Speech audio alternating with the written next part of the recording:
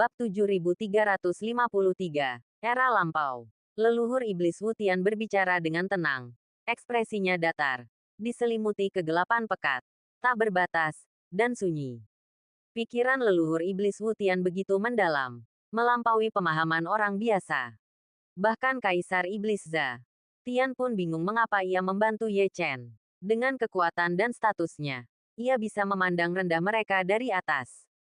Namun, ia berinisiatif untuk mengungkapkan lokasi harta karun itu. Membantu Kaisar Iblis Zatian memulihkan kekuatannya. Pasti ada agenda yang lebih dalam di balik ini. Dan, Kaisar Iblis Zatian sempat ragu. Haha, aku akan mengajakmu menemui seseorang. Begitu kau bertemu dengannya, kau akan tahu segalanya. Leluhur Iblis Wutian melambaikan tangannya. Dan seluruh langit berbintang menyusut menjadi seberkas cahaya yang tajam. Mereka kemudian tiba di markas aliansi lama. Jauh di bawah markas, seorang lelaki tua, dikandung dalam guntur. Kulit tuanya perlahan-lahan terganti. Kaisar Iblis Zatian sedikit terkejut saat melihatnya. Karena ia mendapati lelaki tua itu memancarkan kekuatan guntur yang luar biasa dahsyat. Jauh melampaui kekuatan para kultivator guntur biasa. Sosok leluhur Iblis Wutian masih samar-samar terlihat. Dia adalah pemimpin sekte Tai Lei Shen saat ini. Tidak. Lebih tepatnya. Yang pertama. Dia dijebak setelah memasuki lautan guntur dan hampir mati. Aku menyelamatkannya dan menempatkannya di sini untuk memulihkan kekuatannya. Kau bisa bicara dengannya dan mencari tahu asal-usul gumpalan sihir 9 Netherworld itu. Dengan ini, leluhur Iblis Wutian lenyap. Keberadaannya tak diketahui. Sementara itu, lelaki tua yang duduk bersila di tengah petir perlahan-lahan menyelesaikan transformasinya. Ia membuka matanya, dan tatapannya berkilauan dengan kilat, dipenuhi rasa usia dan kesederhanaan yang mendalam. Dao kuno di dalam dirimu sangat kuat. Aku yakin itu terhubung dengan leluhur Iblis Wutian. Kata lelaki tua itu. Kaisar Iblis Zatian tidak menyangkal, melainkan mengangguk. Ia kini mengolah teknik sihir kuno yang diwariskan turun-temurun. Berasal dari zaman dahulu kala. Dan memiliki sejarah yang sangat panjang. Teknik sihir kuno ini, di masa lampau, tak dapat disangkal merupakan teknik rahasia tingkat tinggi. Bahkan hingga kini, teknik ini tetap unik. Kekuatan gunturmu. Kaisar Iblis Zatian mengintip melalui lapisan-lapisan petir yang menyambar. Sekilas melihat sebagian dari batin lelaki tua itu. Kekuatan guntur lelaki tua itu luar biasa besar. Tetapi bagaikan lautan tanpa dasar atau pohon tanpa akar. Seiring waktu, kekuatan itu akan kehilangan sumbernya dan lenyap sepenuhnya. Lelaki tua itu sendiri sangat menyadari situasi ini. Aku dilukai oleh orang-orang pengkhianat di dalam sekte. Saat melintasi lautan guntur yang tak terbatas, aku disambar petir iblis. Hidupku sudah ditentukan. Untungnya, aku menggunakan rahasia gelap leluhur Iblis Wutian untuk sementara meningkatkan kekuatanku hingga mencapai puncaknya. Bahkan tanpa kata-kata lelaki itu, Kaisar Iblis Zatian mengerti apa yang ia katakan. Semua ini demi balas dendam. Bahkan jika itu berarti kematian. Dikhianati oleh sektenya. Jika ia bisa mendapatkan kembali kekuatannya dan membalas dendam, ia tak akan menyia-nyiakan kesempatan ini. Gunung Dewa Petir Agung adalah peninggalan zaman kuno. Bisa dibilang terpisah dari medan perang kekacauan. Gunung itu memiliki wilayah kekuasaannya sendiri, yang kemudian membentuk guntur tak berujung, menjadi tempat latihan suci bagi banyak kultivator guntur. Dari narasinya, Kaisar Iblis Zatian secara bertahap mengetahui asal-usul pagoda penekan dewa dan prasasti ilahi. Dibandingkan dengan prasasti ilahi, pagoda penekan dewa milik sekte itu telah ada lebih lama lagi. Jika kau ingin mendapatkan benda yang ditekan di bawah prasasti ilahi, kau mungkin harus pergi ke medan perang kekacauan terlebih dahulu. Kata lelaki tua itu. Guntur Iblis 9 Neter itu, yang lahir dari dunia bawah yang jauh, atau mungkin bahkan dari medan perang kekacauan pada masa itu, memiliki kekuatan iblis yang sangat dahsyat. Pria tua itu tahu tujuan kunjungan Kaisar Iblis Zatian. Jadi ia langsung ke intinya dan menyatakan premisnya.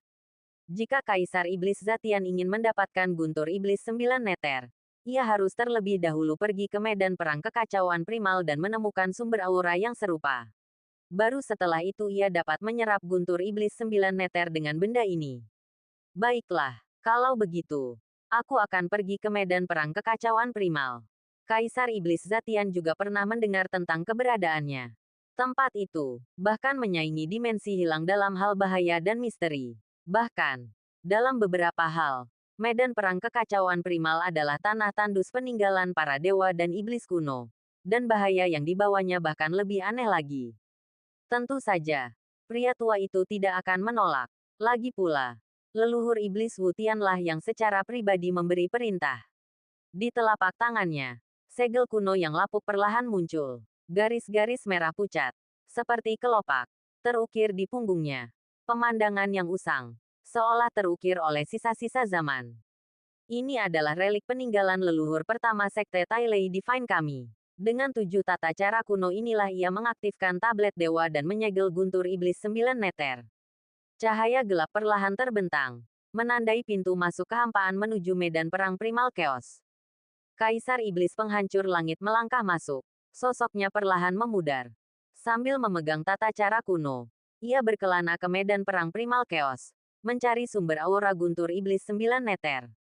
Medan perang primal chaos terletak di persimpangan dunia primordial dan dunia segudang. Sebuah daratan terpencil, praktis terisolasi dari dunia segudang. Di sini, darah para dewa dan iblis kuno pernah menodai langit. Meteorit hancur, wilayah bintang hancur, dan relik kuno yang tak terhitung jumlahnya telah menjadi debu sejarah, tersegel di dalamnya.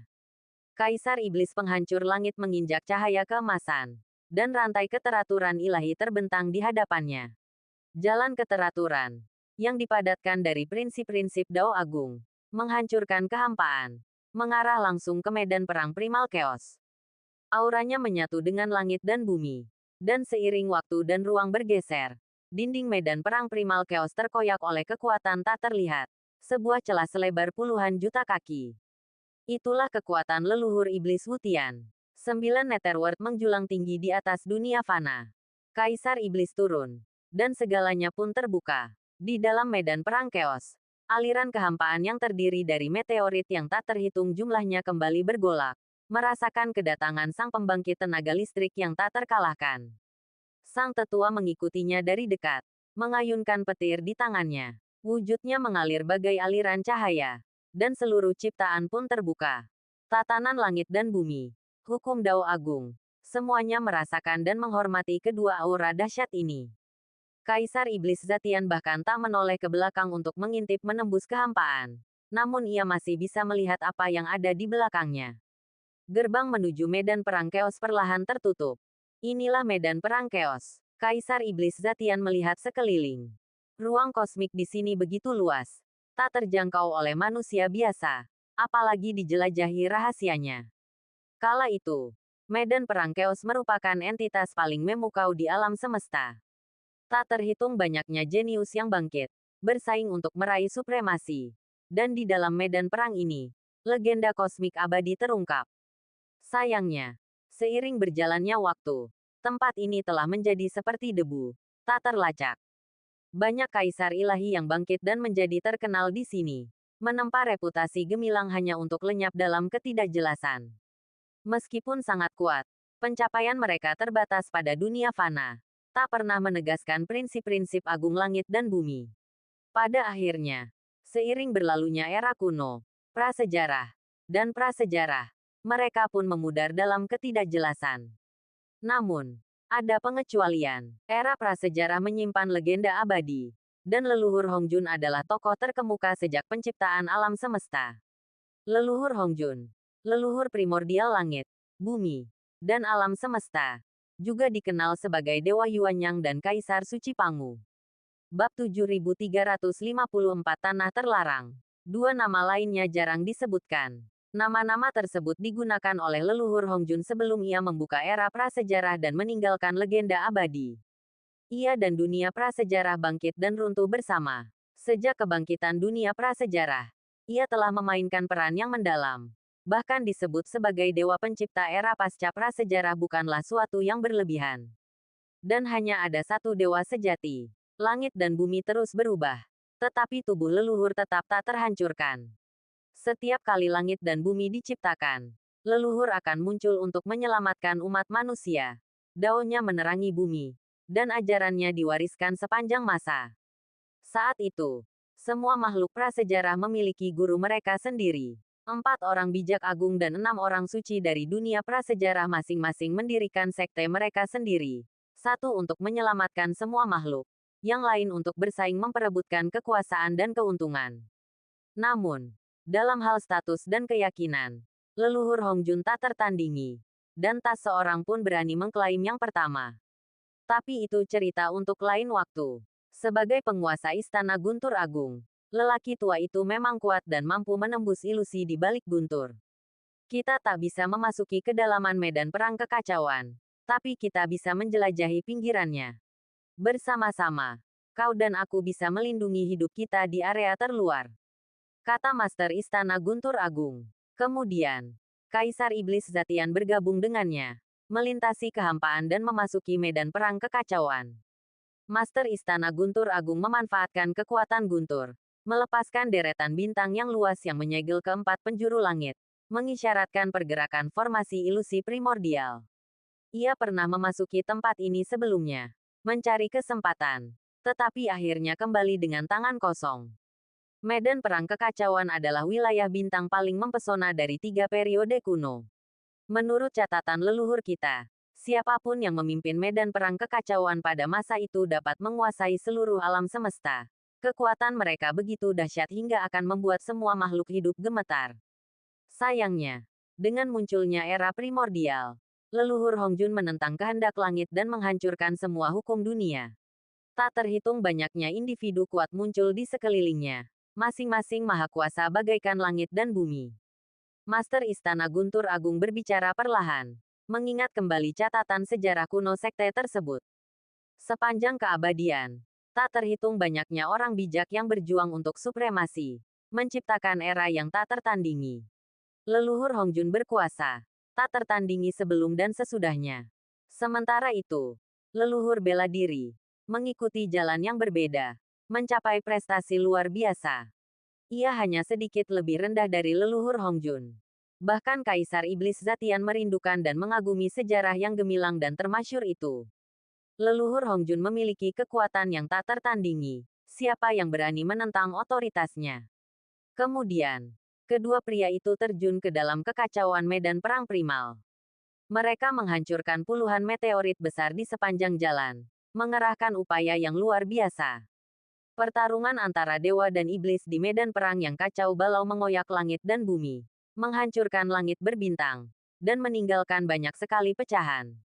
Di tengah kekacauan ilusi itu, mereka melihat sesosok hantu raksasa. Sosok raksasa itu adalah sisa-sisa dewa atau iblis dari zaman kuno. Sebuah penglihatan aneh muncul di belakang dewa dan iblis kuno, dan totem-totem berserakan. Seekor rakus mengerikan dari kedalaman kehampaan merentangkan tubuhnya, puluhan ribu kaki panjangnya, dan bersarang di belakangnya. Pupilnya selebar bidang bintang, keagungannya memikat. Kaisar Iblis Zatian dan Grand Thunder Palace Master melangkah ke jurang hitam. Di sana, diselimuti sebuah planet kuno yang sangat besar, hanyut dalam kehampaan abadi. Selain dewa dan iblis kuno di hadapan mereka, yang dipenuhi dengan penglihatan dan aura mengerikan. Beberapa penglihatan primordial lainnya mengambil tempat duduk mereka di lokasi lain. Masing-masing memanggil binatang buas kuno yang kuat yang dipenuhi dengan aura kekerasan dari medan perang kekacauan. Para dewa dan iblis bergabung, dan para raksasa mengguncang dunia. Medan perang kekacauan dikelilingi oleh hamparan luas bidang bintang, dan setiap meteorit yang hancur seukuran satu planet, berkeliaran tanpa tujuan di jangkauan alam semesta yang sunyi. Bahkan para penguasa surgawi dan leluhur yang kuat pun tak berani memasuki medan perang yang sangat berbahaya ini sendirian, karena takut akan bahaya bertemu dengan arus deras surgawi, yang membuat seni ilahi mereka untuk melarikan diri dari surga dan memasuki bumi menjadi sia-sia. Tanah terlarang kekacauan terbentang di depan. Orang luar dilarang, harap segera kembali atau kalian akan dibunuh tanpa ampun. Di pintu masuk terlarang, sesosok dewa dan iblis muncul. Sebuah menara kecil seputih salju muncul di telapak tangannya, melayang ke atas dan ke bawah. Samar-samar diselimuti energi naga dan dibalut rantai besi. Hanya dengan menyalurkan kekuatan alam semesta, Ia dapat menyerap separuh pecahan bintang di medan perang kekacauan, melepaskan raungan surgawi. Bahkan para prajurit yang paling tangguh sekalipun, yang kini terperangkap di medan perang kekacauan, tak akan mampu melarikan diri. Namun, dari lubuk hatinya yang terdalam, kilat hitam menyambar. Ekspresi Kaisar Iblis penghancur surga bukanlah kegembiraan maupun kesedihan, dan kabut tipis menyelimutinya, melambangkan kewibawaan alaminya. Setelah mengolah metode kuno yang diwariskan oleh para leluhur, ia membiarkan kekuatan gelap mengalir ke permukaan, menyembunyikannya di dalam. Kecemerlangan kosmik itu sama luasnya, dengan puluhan ribu rantai yang melonjak tanpa henti, seperti peta kiamat. Beraninya kau, ini tanah terlarang. Jika kau berani terus masuk, aku, Sang Dewa, tak keberatan menjadikanmu bagian dari reruntuhan luas ini. Kata-kata bayangan itu bagaikan suara jalan Buddha yang agung, bergema dan memekakkan telinga. Sinar cahaya yang tak terhitung jumlahnya melesat ke langit, seolah menegaskan kebenaran kata-katanya. Ekspresi Master Istana Guntur Agung berubah. Kalau begitu, aku tidak bisa disalahkan. Bayangan besar itu melonggarkan cengkeramannya, membiarkan menara kecil itu melayang. Dia adalah sisa-sisa dewa atau iblis kuno, yang bertugas menjaga wilayah ini. Namun, setelah memasuki tempat ini, jalan iblis yang dikuasai oleh Kaisar Iblis Zatian mencapai terobosan lebih lanjut. Di jantung medan perang yang kacau, puluhan juta kerangka muncul dari pecahan meteorit yang hancur. Wujud mereka yang mengerikan dan ganas berserakan di tanah. Bab 7355 itu akan. Kehendak tak terbatas itu lahir dari wujud, jalan tak berwujud, berevolusi dari iblis. Kaisar Iblis Zatian tiba-tiba membuka matanya, seolah-olah raksasa dari jurang diam-diam turun. Ia menggunakan sihir 9 Netherworlds. Apa?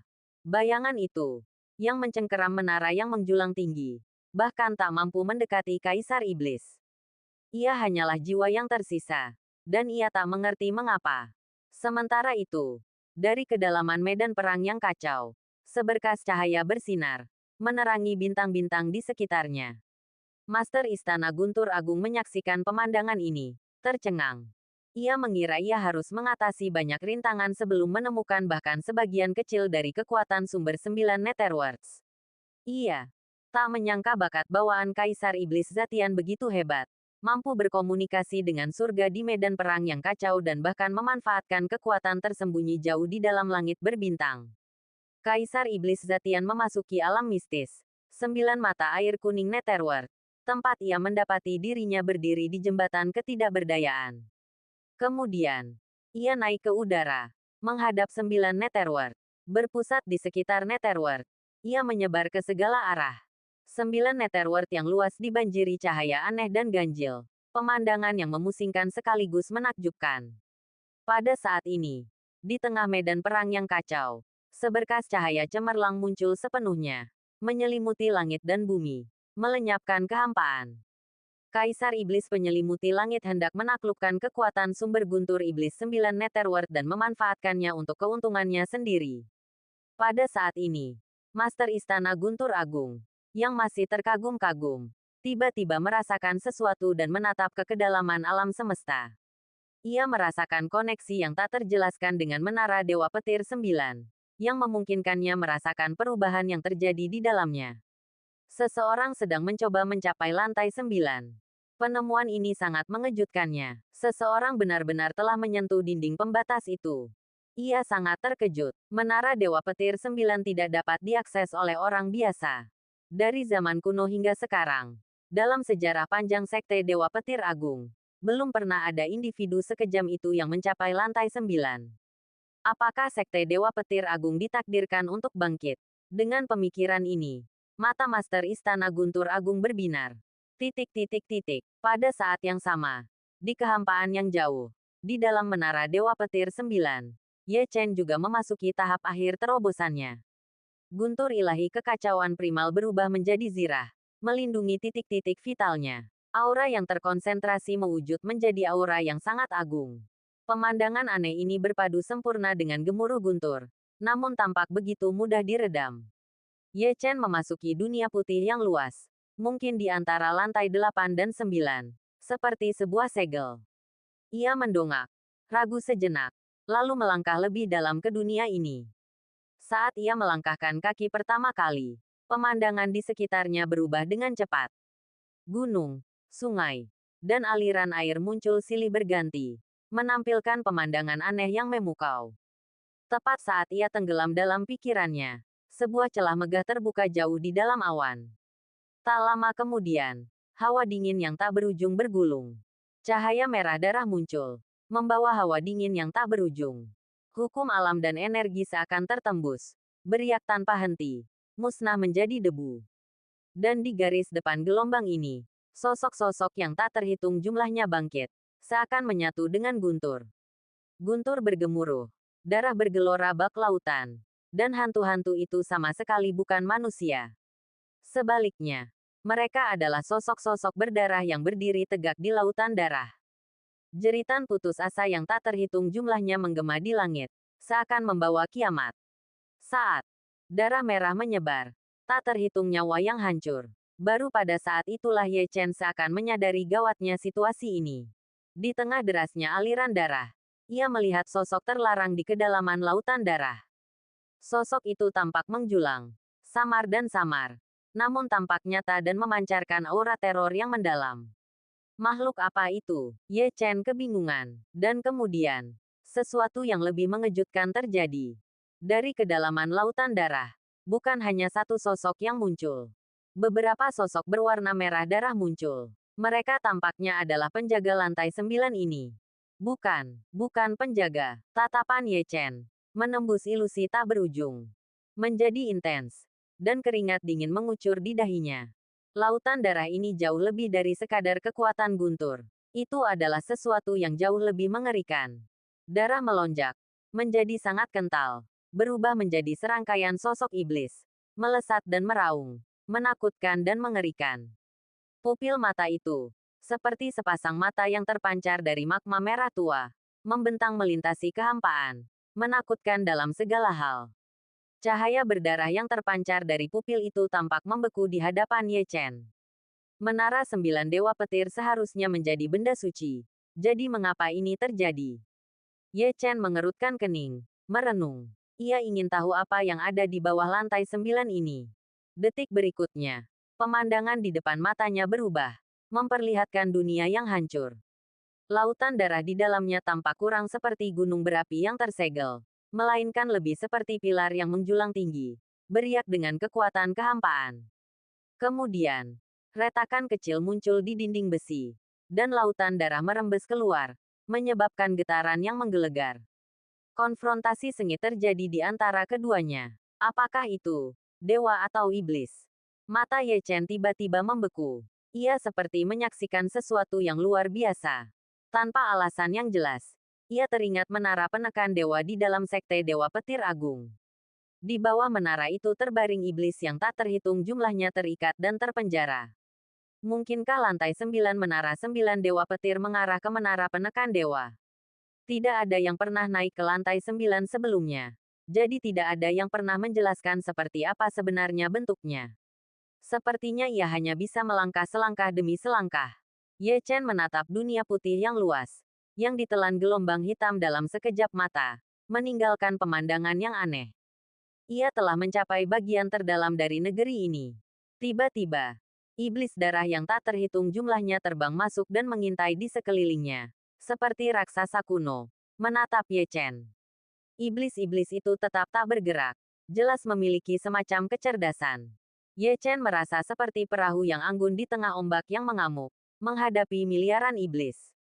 Iblis-iblis itu menatapnya. Mata merah darah mereka memancarkan cahaya gelap berdarah. Di mata mereka, Ye Chen tampak seperti mangsa, menunggu untuk dibantai. Menghadapi tatapan ini, Ye Chen merasa tidak nyaman. Boom! Kilatan petir tiba-tiba meledak di benaknya. Dan kilat itu membawa sedikit tekad.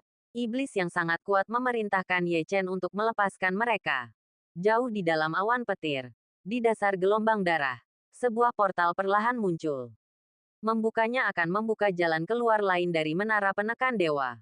Namun ketika Ye Chen merasakan tekad itu, ia terkejut. Seketika, tatapannya perlahan menjadi dingin. Karena sang penguasa kehendak itu membuatnya tunduk. Bab 7356. 7 orang suci dari dunia primordial. Dia, Dewa Samsara, menjulang tinggi di atas langit, menguasai 6 jalur reinkarnasi. Tujuan masa depannya adalah untuk menjungkirbalikkan seluruh dunia nyata. Hanya seorang iblis biasa. Kualifikasi apa yang dia miliki untuk tunduk padanya? Sepanjang keabadian, Dewa Samsara telah mengalami kegagalan, rasa sakit, dan keputusasaan. Tetapi tak pernah sekalipun dia menundukkan kepala. Bahkan ketika berhadapan dengan Patriark Hongjun, Dewa Samsara berkomunikasi dengannya sebagai sederajat. Aku, Dewa Samsara, telah melihat dewa dan iblis yang tak terhitung jumlahnya di seluruh langit dan berbagai alam. Berbagai ras di alam semesta. Alam eksistensi yang saling tumpang tindih. Dan dewa dan iblis yang tak terhitung jumlahnya. Aku bahkan telah bertarung dengan Kaisar kuno Yu Huang untuk hidup dan mati. Ratusan ribu tahun reinkarnasi tak mampu memadamkan tekadku. Kau ini apa?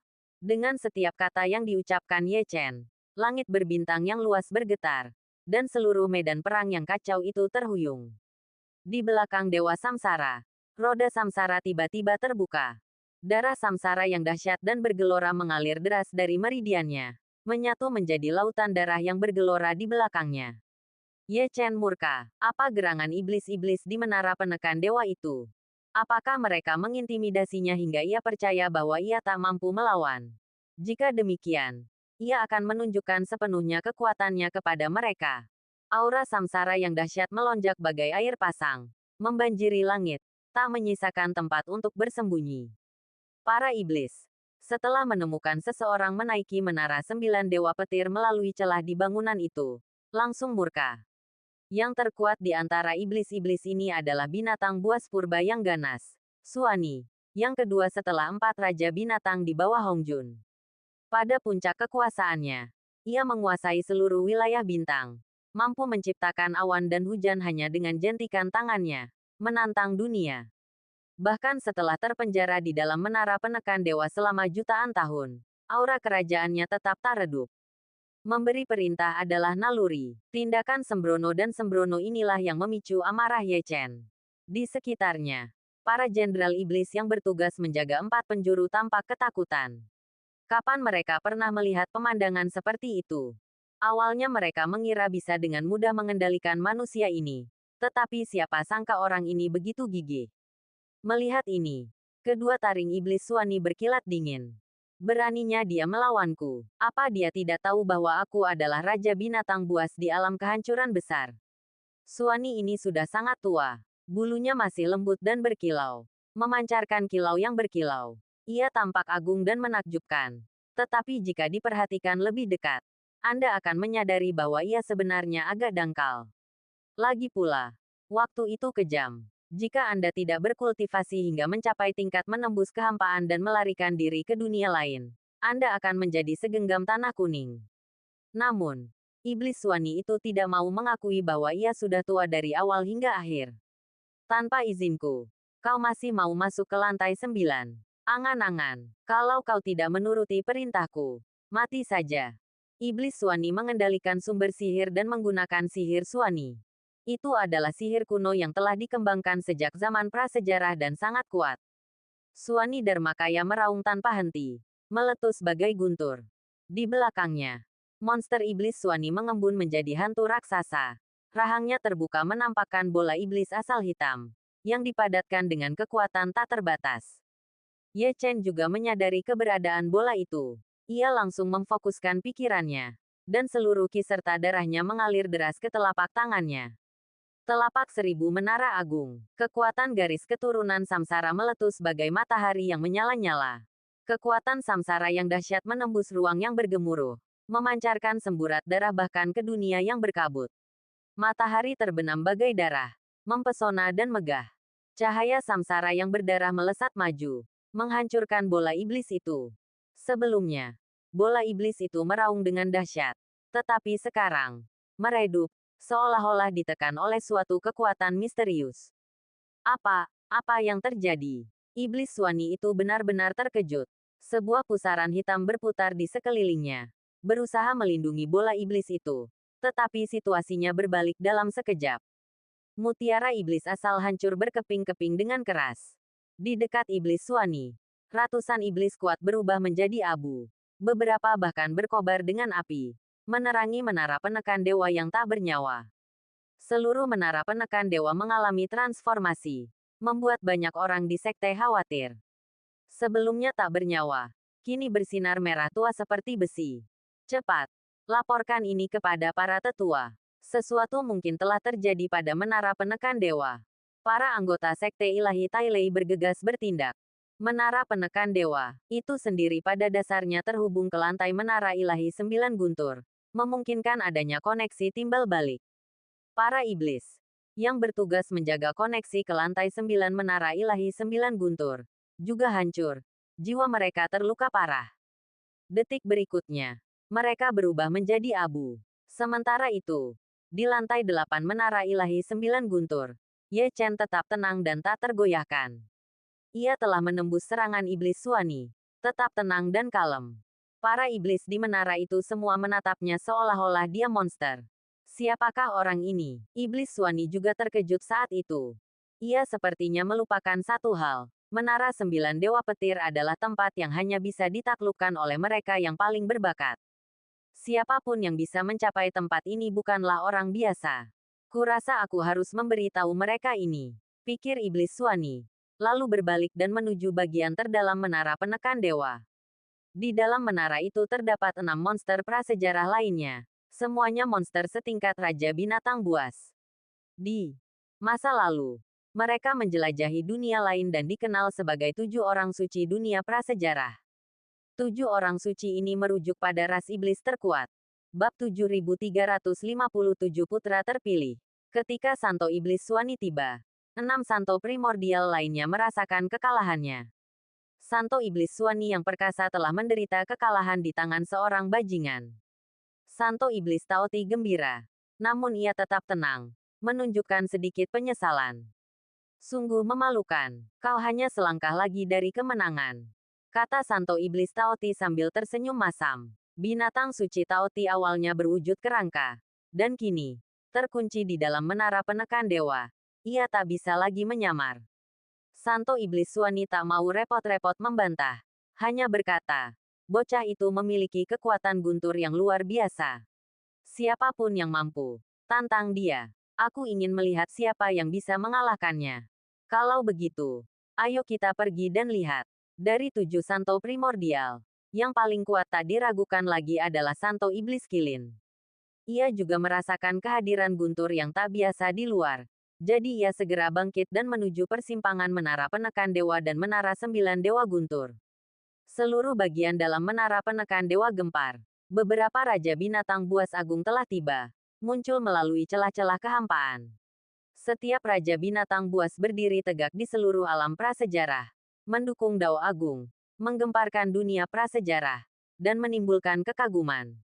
Namun, mereka yang berhadapan dengan 7 orang suci dari dunia purba tidak menunjukkan rasa takut. Di akhir siklus reinkarnasi, hukum Dao surgawi saling terkait bagai guntur, meletus, menyapu pecahan-pecahan langit berbintang dan alam semesta, membawa badai pemurnian ilahi yang tak diundang. Hanya satu orang di dunia yang dapat memiliki aura sekuat itu. Dewa Samsara, Santo Iblis Kilin, yang terdepan dari 7 orang suci dari dunia purba. Lahir di persimpangan Dao surgawi dan inti bumi. Ia memiliki anugerah yang tak tertandingi sepanjang masa. Kekuatannya bawaan. Pengetahuannya tak tertandingi. Pada saat ini, setelah menyaksikan kekuatan semerah darah yang luar biasa, kepalanya yang angkuh perlahan menunduk. Mata buasnya yang besar tertuju pada Ye Chen, tak tergoyahkan. Santo Iblis Kilin menatap Ye Chen selama beberapa detik sebelum raut terkejut melintas di wajahnya yang biasanya tanpa ekspresi. Apakah itu kekuatan samsara? Dan bahkan ada aura iblis surgawi dan mistik. Bagaimana mungkin? Santo Iblis Kilin tertegun, semakin terisak. Para Santo Iblis lainnya sedikit tercengang. Mereka tahu siapa penguasa samsara. Tetapi mengapa Santo Iblis Kilin tampak begitu bingung? Iblis surgawi, iblis mistik, ini bukan makhluk legendaris. Melalui kehampaan, Ye Chen dan Santo Iblis Kilin saling melihat. Bahkan tekanan Santo Iblis, yang menembus lapisan kehampaan, bahkan tidak mampu menekuk tulang punggung Ye Chen. Penguasa samsara adalah makhluk tak terkalahkan yang lahir dari perjalanan sejarah, dan dia tidak akan pernah tunduk pada siapapun.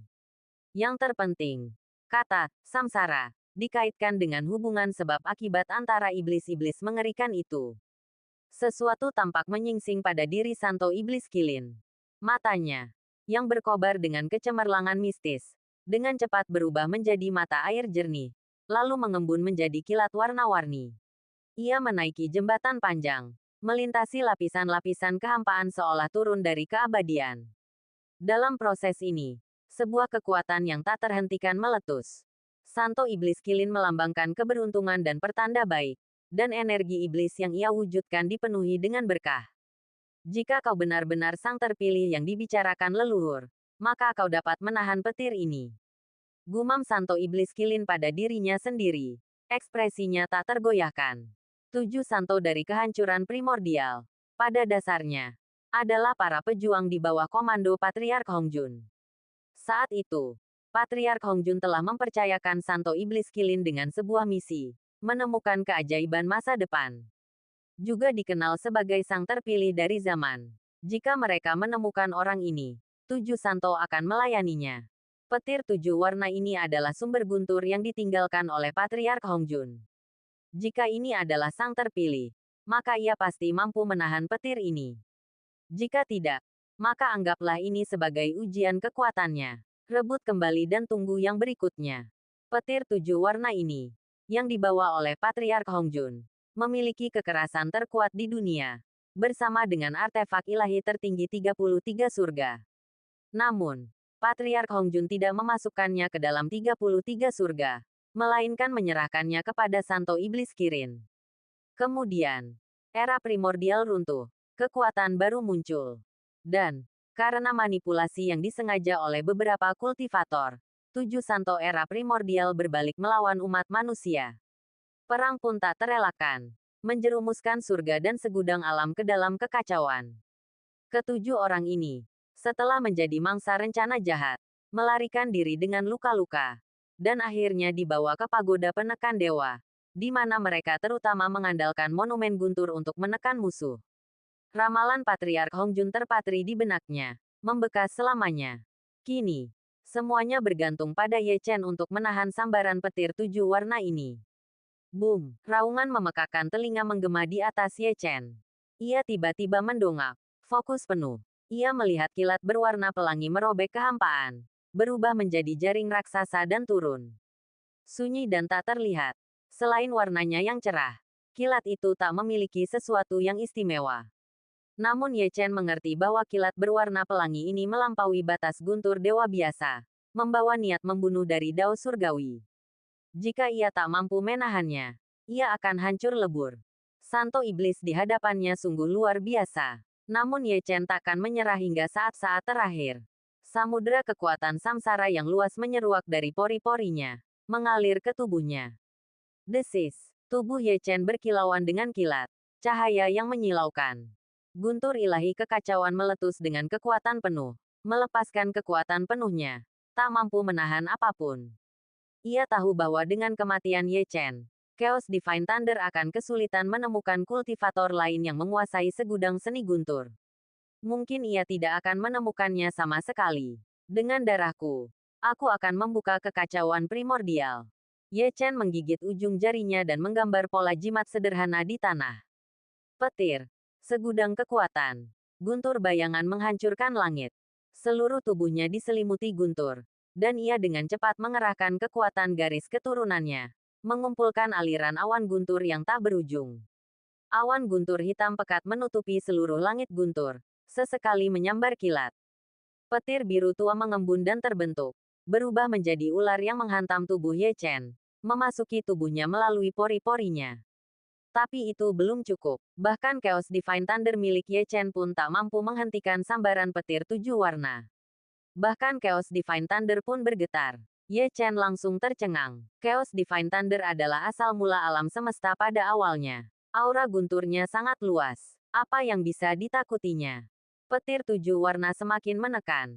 Meskipun tubuh Ye Chen tetap tegak, saat guntur menyambar akan menjadi kematiannya. Santo Iblis Kilin menghela napas menyaksikan pemandangan ini. Sang terpilih masih belum tiba. Sepertinya ia terlalu khawatir. 6 Santo Agung lainnya di dunia prasejarah juga memahami alasannya dan berdiri diam menyaksikan.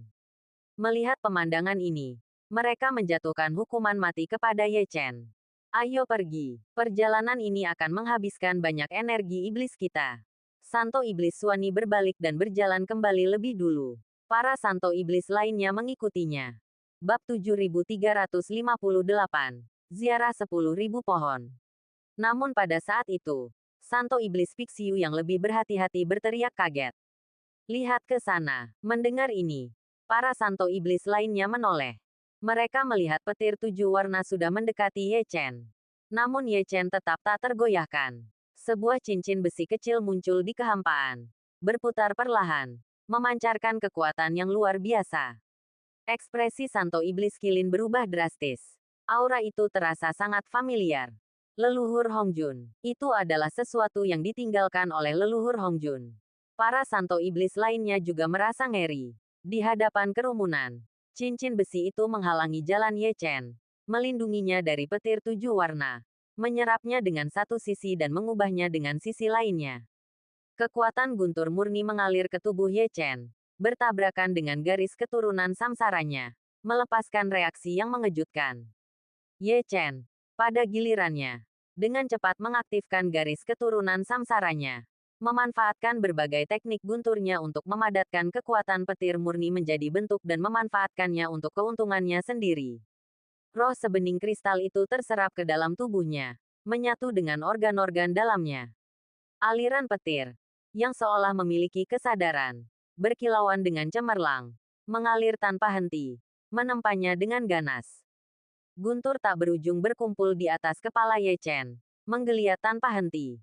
Seketika, guntur itu turun seperti selimut, bercampur dengan kabut putih seolah-olah semua guntur di alam semesta telah menyatu menjadi satu. Petir bercampur darah, mengalir deras seperti hujan deras, memenuhi seluruh menara 9 dewa petir. Sebuah kekuatan dahsyat, hampir melampaui dunia nyata, tiba-tiba meletus. Banyak orang di dalam menara 9 dewa petir tercengang. Aura ini luar biasa kuat, seolah melampaui hukum alam dan melampaui Rima Dao. Saat aura, yang unik bagi Dewa Samsara, menyebar ke seluruh gunung Dewa Petir Langit, kedua tetua Xuan Ming dan banyak anggota tingkat tinggi dari Sekte Dewa Petir Agung mengangkat kepala dan menatap ke samping. Seketika, mereka merasakan sesuatu. Ekspresi mereka dipenuhi dengan keterkejutan yang mendalam. Kedua tetua Xuan Ming memiliki pengetahuan tertinggi dan telah mengalami pengalaman terbanyak. Mata mereka berkedip sejenak sebelum mereka langsung bereaksi. Dewa Samsara. Mendengar nama ini, seluruh pimpinan sekte terkejut. Dewa Samsara.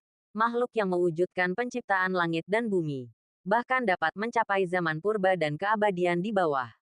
Dia adalah makhluk yang menakutkan. Bahkan makhluk terkuat di alam tertinggi pun memiliki rasa takut yang mendalam terhadap Dewa Samsara. Pemandangan di dalam menara 9 dewa petir muncul di alun-alun sekte. Kedua tetua, Xuan Ming, menggunakan otoritas mereka sebagai master sekte untuk secara paksa mengirimkan gambar lantai 9. Gambar itu dengan cepat muncul, agak kabur, karena guntur yang menembus langit terlalu menakutkan. Namun, sesosok-sosok berkelok-kelok di antara guntur dengan begitu mudah dan anggun sehingga sungguh menakjubkan. Itu adalah Dewa Samsara. Bahkan para murid di Menara 9 Dewa Petir pun terbangun dari latihan mereka. Apa yang terjadi? Kenapa aku merasakan getaran sekuat itu? Entahlah. Petik 2. Banyak mahasiswa baru saling berpandangan. Beberapa tanpa sadar menatap tabel peringkat. Tabel itu menunjukkan Ye Xitian di tingkat ke-8. Peringkat itu baru muncul menjelang akhir ujian, memberitahu para peserta perkiraan posisi mereka. Banyak yang menatap angka di prasasti batu, merasa gugup. Ye Chen masih di posisi teratas, dan seberkas cahaya berkelap-kelip di atas namanya. Kakak senior Ye, apakah kau akan menembus tingkat ke-9? Seseorang bertanya dengan hati-hati, namun tak lama kemudian, seorang murid lama sekte itu membantahnya.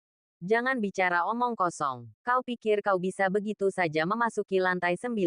Ratusan ribu tahun telah berlalu sejak berdirinya Sekte Dewa Petir Agung. Namun belum ada yang berhasil mencapai lantai 9. Sekalipun tidak mencapai lantai 9, Ye Xitian layak tercatat dalam sejarah Sekte Dewa Petir Agung. Sepertinya rekor yang dipegang Kaisar Petir akan segera dipecahkan. Petik 2. Saat itu, pelatihan hampir berakhir. Sebagian besar telah menyelesaikan ujian mereka dan menunggu gerbang menara dibuka. Ketika melihat peringkat, mereka tak kuasa menahan diri untuk mengobrol. Mengagumi kekuatan Ye Chen yang luar biasa, yang tak tertandingi. Ying Hongyan, Wang Cheng, dan yang lainnya dipenuhi kegembiraan. Semakin mengesankan pencapaian Ye Chen, semakin besar pula manfaatnya bagi mereka. Lagi pula, mereka telah memilih untuk berpihak pada Ye Chen sejak awal. Jika Ye Chen mencapai puncak sekte, dia pasti akan melindungi mereka. Kesempatan emas seperti itu, bagaimana mungkin mereka melewatkannya? Semoga kakak senior Ye berhasil menembus lantai 9. Itu akan menciptakan legenda yang belum pernah ada sebelumnya dan mungkin tak tertandingi. Wang Cheng tak kuasa menahan diri untuk berseru. Kekagumannya tulus. Meskipun kelompok pendatang baru ini masuk bersamaan dengan Ye Chen, setelah ujian ini, jurang perbedaan kemungkinan akan melebar di antara mereka. Ying Hongyan menghela napas dalam-dalam. Kakak senior Ye mungkin tak kalah hebat dari Dewa Samsara. Tapi Dewa Samsara bukanlah seorang kultivator petir, dan tak bisa menandingi kakak senior Ye. Karena itu, aku yakin kakak senior Ye akan menjadi bintang paling terang di dunia kultivator petir. Seru Ying Hongyan dengan hampir yakin. Begitu, ia menyelesaikan kata-katanya. Aura yang menggetarkan muncul dari tanah, menghancurkan awan. Bahkan awan gelap yang tak terhitung jumlahnya di langit pun meratap dan berhamburan memberi jalan. Sungguh aura yang agung, 5 elemen dan 6 jalan, 8 trigram, serta yin dan yang, semuanya mengalir sesuai hukum langit. Api berkobar, air menghantam langit, angin mengamuk, bumi bergetar, dan semua pepohonan bersinar memuja. Bab 7359 Puncak yang tak tertandingi. Kekuatan 5 elemen menyatu, menciptakan pemandangan memukau di atas puncak Dewa Petir Langit. Terkejut, berbagai sekte di puncak itu melompat ke udara untuk menyaksikan peristiwa tersebut. Kekuatan dahsyat itu mampu menghubungkan langit dan bumi serta menggerakkan 5 elemen. Sejak zaman kuno, beberapa individu telah terlahir untuk berkuasa. Kehadiran mereka langsung dapat dikenali. Penguasa Samsara, orang yang naik ke lantai 9 ini sebenarnya adalah penguasa Samsara. Luar biasa, saat Ye Chen memadatkan esensi petir 7 warna. Garis keturunan samsaranya meletus, menyebar ke seluruh puncak Dewa Petir Langit. Ini adalah langkah yang diperlukan. Namun Ye Chen tidak menyesal. Berdiri di ambang lantai 8, ia telah melangkah ke lantai 9. Saat ia membuka matanya, busur petir menyambar serempak, seperti lautan luas, bergolak dengan gelombang yang bergejolak dan bergelombang, beriak oleh badai yang mengamuk. Menunggangi angin timur ini, Ye Chen naik ke lantai 9. Pada saat yang sama, kilat 7 warna dan guntur ilahi yang kacau saling bersentuhan dengan lembut, membuka lorong hampa. Dalam sekejap, sesosok muncul di lorong itu. Itu adalah Ying Hongyan. Kedatangannya yang tiba-tiba disambut dengan keheranan dan keheranan. Ia berada di lantai 4, terkagum-kagum. Tetapi setelah sadar kembali, ia tiba bersama Ye Chen di lantai 9 yang begitu halus. Berdiri di hadapannya, Ye Chen tersenyum lembut. Jangan kaget, aku hanya mengundangmu untuk menyelesaikan sebuah tugas. Kekuatan petir yin tertinggi dalam diri Ying Hongyan kini aktif. Setelah menyerap guntur ilahi 7 warna, Ye Chen juga menerima sedikit kesadaran menara penekan dewa. Itu adalah pesan yang ditinggalkan oleh Patriark Hongjun. Nanti, tenangkan pikiranmu, jiwaku akan menyatu dengan jiwamu. Dan bersama-sama kita akan menghancurkan penghalang terakhir. Bisakah kau melakukannya? Tanya Ye Chen lembut. Ying Hongyan tidak ragu. Baiklah, ia segera menutup matanya, mengosongkan pikirannya. Jiwanya melayang pergi. Sebuah celah besar muncul. Kini, hanya dengan sedikit usaha, Ye Chen bisa merasuki tubuh dan jiwanya. Tapi Ye Chen tidak akan melakukannya. Awalnya, Ia berniat menggabungkan Yin dan Yang-nya dengan Ying Hongyan. Mengembangkan kondisi kultivasi ganda yang memungkinkannya menggabungkan guntur Yin dan Yang. Namun, setelah menyerap guntur 7 warna itu, ia punya cara yang lebih licik. Meski licik, tetap saja berarti memanfaatkannya. Nona Ying, maafkan aku. Ye Chen menggertakkan gigi dan menundukkan kepala. Tubuh lembut mereka langsung menyatu. Ying Hongyan bergidik. Mata indahnya tiba-tiba terbuka karena terkejut dan takjub. Saat itu, sebuah kekuatan lembut keluar dari mulut Ye Chen dan memasuki tubuh Ying Hongyan, menghangatkan dan menyehatkan jiwanya. Matanya terbelalak tak percaya, namun perlahan, ia mulai menerima kenyataan. Orang di hadapannya adalah Ye Xitian sekaligus Dewa Samsara. Dan yang ia sembah adalah Dewa Reinkarnasi. Semuanya terjadi seperti mimpi. Ying Hongyan kembali memejamkan mata indahnya, tenggelam dalam kenikmatan yang memuaskan. Keduanya berpelukan erat, mempertahankan postur yang ambigu. Di atas kepala mereka, 2 sambaran petir saling bertautan, melesat tinggi ke langit, menembus penghalang terakhir lantai 9 dengan kecepatan kilat. Awan terbelah, menampakkan bulan yang terang benderang. Ye Chen mencapai lantai 9, alam yang konon tak terjangkau oleh siapapun. Tempat ini benar-benar menyerupai negeri dongeng, dipenuhi keindahan yang samar dan misterius. Kekuatannya telah mencapai tingkat baru, dan saat memasuki lantai 9, semuanya tampak mencapai kesempurnaan, sebuah perkembangan alami. Setelah mengamati keseluruhan lantai 9, Ye Chen tiba-tiba mengerti, bergumam pada dirinya sendiri. Begitu, ternyata seperti ini. Baru kemudian ia menyadari bahwa ia masih memeluk Ying Hongyan. Ying Hongyan telah secara pasif memanfaatkan energi guntur Yin tertinggi di dalam tubuhnya. Dan kelelahan, ia tertidur lelap. Terima kasih, sekarang kau bisa beristirahat. Ye Chen meletakkan tangannya di pipinya, lalu membuka diagram mata air biru langit kuning dan meletakkannya di samping kolam bambu. Setelah beberapa saat, seluruh ujian menara 9 Dewa Petir berakhir. Awan guntur mengerikan yang mengelilingi menara perlahan surut. Saat para murid keluar dari menara, mereka dikejutkan oleh area di sekitarnya, dikelilingi oleh para master dari berbagai sekte. Kedua tetua Xuan Ming berdiri di garis depan, menatap menara, diam dan hikmat. Semua orang tahu bahwa Dewa Samsara sangat kuat, tetapi mereka juga tahu bahwa kuil segala kebutuhan dan aliansi orang tua ingin melenyapkannya. Tetua Xuan, tentu saja, tahu bahwa Dewa Samsara tidak dapat diterima oleh para penguasa dunia. Ia bahkan lebih khawatir tentang insiden Laut Guntur Suci hari itu. Karena Ye Chen adalah Dewa Samsara, hilangnya Laut Guntur Suci yang tak dapat dijelaskan pasti ada hubungannya dengan dirinya. Laut Guntur Suci adalah fondasi dominasinya di masa depan dalam dunia kultivasi guntur. Bagaimana mungkin ia bisa dengan mudah merebutnya?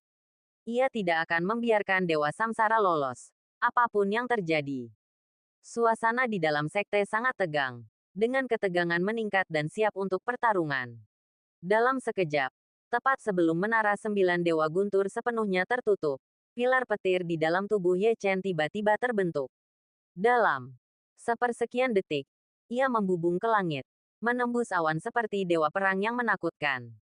Sang Dewa Samsara menembus awan, sekaligus memadatkan aliran kekuatan primordial batinnya, yang bertahan di permukaan kabut, mengaburkan pandangan mereka untuk sementara. Ia kini menuju menara penekan dewa. Ia telah mendapatkan harta karun dari lantai 9, kunci menara penekan dewa. 7 orang suci iblis agung dari kehancuran besar di penjara di sana. Jika mereka diselamatkan, mereka akan melayaninya. Sementara itu, di dalam menara penekan dewa, para iblis bergejolak. Mereka telah terperangkap di sana selama ribuan tahun. Kini, orang suci iblis Kilin telah mengungkapkan bahwa kultivator manusia yang terlalu muda ini memegang kunci menara penekan dewa. Sungguh tak terbayangkan. Hampir tak terbayangkan. 7 orang suci agung, kini dengan hikmat, memuji Ye Chen sebagai raja mereka. Orang suci iblis Kilin berbicara lebih dulu. Leluhur kami telah bersumpah kepada kami. Siapapun yang menerima petir 7 warna akan menjadi komandan kami. Setelah ia menyelamatkan kami harus mengikutinya seumur hidup. Apakah kau ingat ini? Ya, ingat. Aku akan Bahkan dari dalam menara penekan dewa, mereka telah melihatnya dengan jelas hari ini. Itu adalah artefak kelahiran milik leluhur Agung Hongjun. Hanya orang terpilih, atau mereka yang sangat beruntung, yang dapat memilikinya. Dengan kata lain, Patriark Hongjun telah meletakkan fondasinya. Dewa Samsara adalah seorang kaisar alami yang diberkahi dengan kekayaan besar. Telah mengalami reinkarnasi. Setiap kehidupan menjadi lebih kuat. Sekarang, setelah memasuki siklus reinkarnasi surgawi, ia telah mengembangkan kausalitas karma waktu.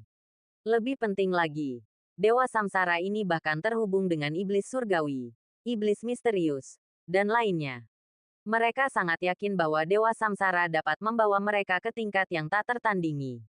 Bab 7360 Krisis. Bahkan Santo Iblis Suani menundukkan kepalanya dengan bangga. Dunia iblis itu sederhana. Pemenang berkuasa. Yang kalah adalah bandit. Pepatah ini benar-benar terwujud. Yang terkuat mengklaim tahta. Berkuasa. Tinju menentukan segalanya. Dalam sekejap mata, Ye Chen tiba di hadapan menara penekan dewa. Bagaikan seorang kaisar yang turun. Aura ganas yang membawa pecahan langit berbintang yang tak terhitung jumlahnya, berubah menjadi aliran deras, mengaburkan langit dan menutupi matahari. Esensi Dao dan hukum dari berbagai alam terwujud, berkilauan dengan matahari dan bulan, terbungkus dalam mimpi berbintang. Kemudian, semuanya mengalir ke menara penekan dewa. Apakah kau bersedia tunduk? Tanya Ye Chen dengan tenang. Kata-katanya ditujukan tidak hanya kepada 7 santo iblis, tetapi juga kepada makhluk kuat lainnya di dalam menara penekan dewa. Kata-kata lembut ini menyebar ke seluruh dunia menara penekan dewa. Meskipun sederhana, mereka menyimpan keagungan suci yang tak terbantahkan. Para iblis yang menyaksikan pemandangan menakjubkan ini tak lagi memiliki harapan. Bersujud di tanah dengan penuh hormat. Klan Guixi ku tunduk kepada Dewa Samsara. Aku, burung iblis Qian Kun, tunduk kepada Dewa Samsara. Aku, di atas langit berbintang dunia guntur, sesosok yang diselimuti cahaya putih berkuasa. Tak seorang pun berani menatap langsung ke cemerlangannya. Dipimpin oleh 7 orang suci dari era primordial, jutaan iblis di dalam menara penekan dewa tunduk pada perintah Ye Chen. Meskipun segel menara penekan dewa belum sepenuhnya rusak, para iblis di dalamnya sudah bisa merasakan pelonggaran.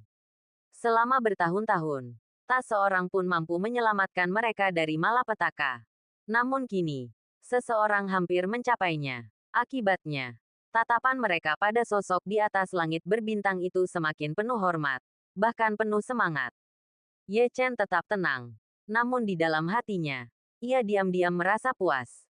Kali ini, ia tak hanya menemukan monumen guntur, ia juga menaklukkan jutaan iblis yang kuat, sebuah pencapaian yang sungguh luar biasa. Sebagai seorang kaisar, ia seharusnya menunjukkan aura seorang kaisar. Kalian telah bergabung dengan faksi Samsaraku dan menjadi jenderalku. Ini langkah yang tepat. Mereka yang tergabung dalam Samsaraku akan berkembang dengan sendirinya tanpa pengorbanan. Aku akan memberi penghargaan kepada mereka yang setia. Cahaya suci Samsara menerangi padang gurun yang luas, membawa berkah yang tak terhitung jumlahnya.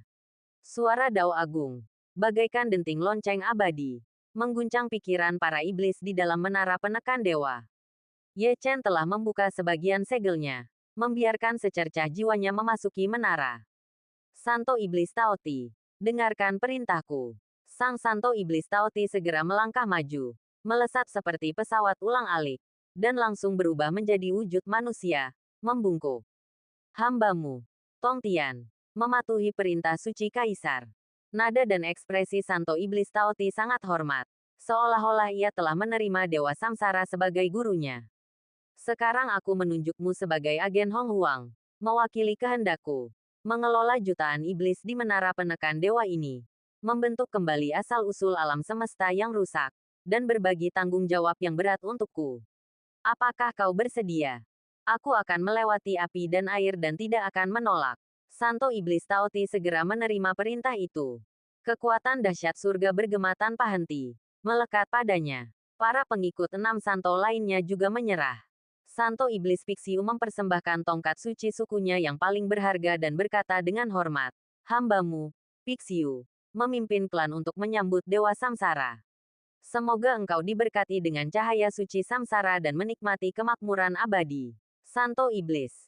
Pixiu yang biasanya angkuh dan acuh tak acuh bahkan telah belajar untuk menyanjung.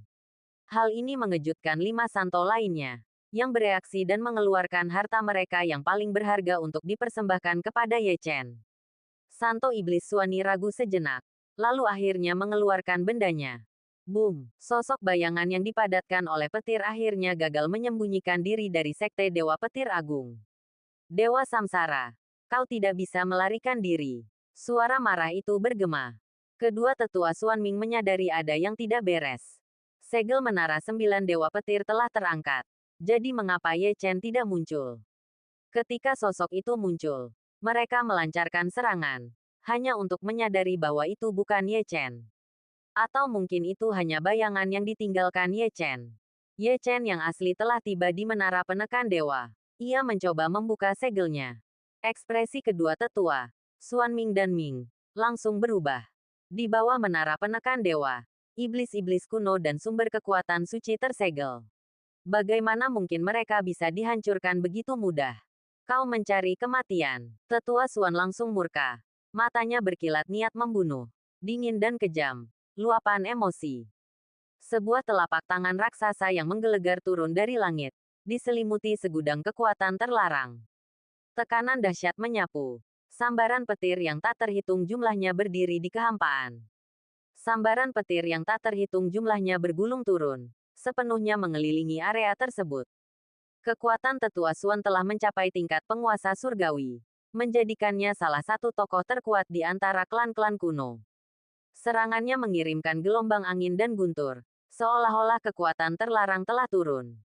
Ye Chen berdiri di tepi menara penekan dewa, menatap Penatua Xuan. Ekspresinya tiba-tiba mencekam. Kekuatan lawannya tak terbayangkan, dan ia mungkin takkan mampu menahannya untuk sementara waktu.